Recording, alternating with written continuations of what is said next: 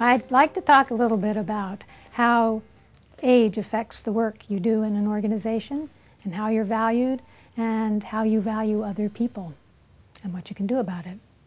So what's age got to do with it?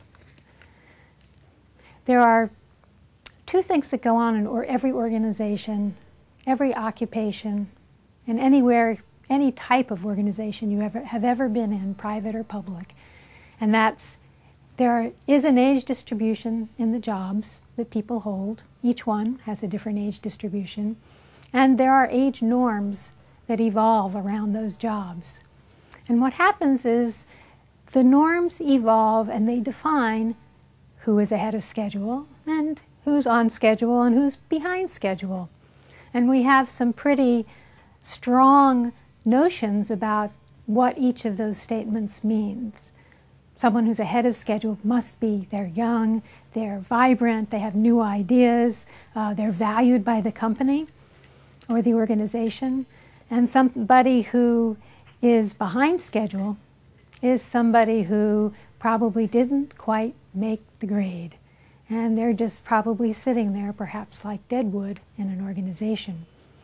Well, typically we think about that sort of a problem, if you will, because it's a human resource problem, as being the result of age. And what can you do about an employee's age? You can't change it. It's there. But what if how old your employees are depends on your organization rather than the other way around? What happens is that, especially, and this is for the older employees, but it happens to younger employees as well. Older employees are, eventually everybody is behind schedule. No matter how good you are, you eventually get behind schedule. There are not enough jobs to keep going for any occupation or any career.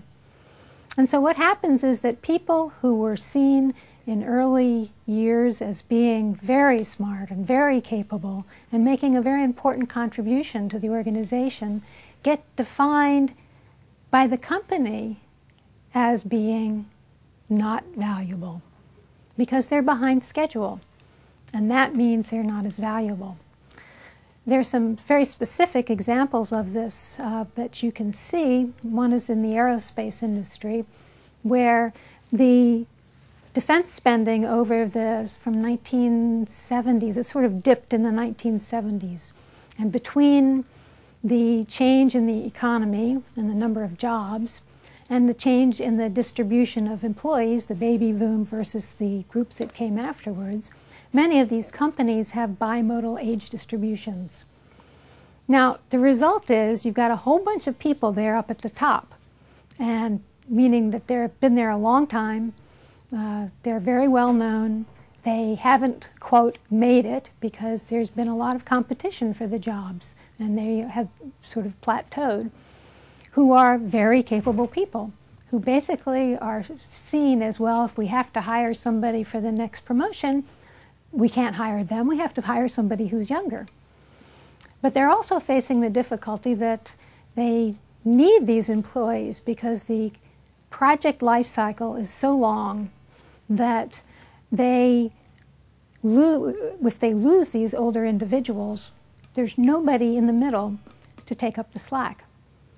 So they're actually losing a tremendous amount of information and knowledge in the company that's necessary for the work that they do.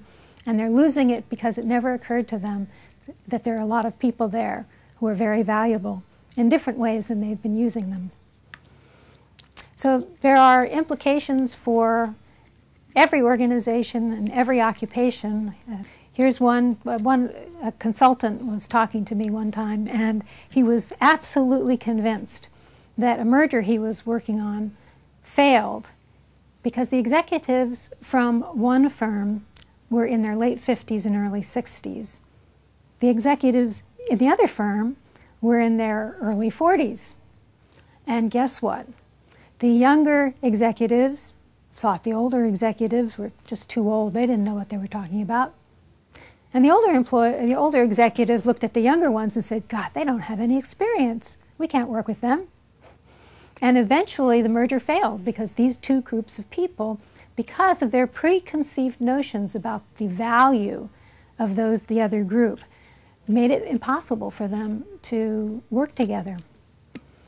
Other examples include things like venture capital, where in the U.S. before, in the dot-coms, it was impossible to get venture capital if you were over 30. You had to be under 30 or else you wouldn't understand the technology well enough. There were all the bright, shining, new, young people. In Britain, at the same time, you couldn't get venture capital if you were under 30.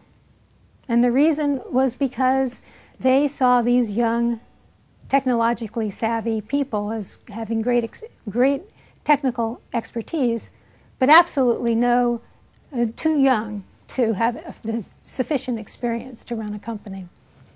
One of the things companies need to do to manage this is to make sure that they don't have career timetables, if you will, in place that define people as ahead of schedule and behind schedule in ways that sort of devalue a wrong group of too many people.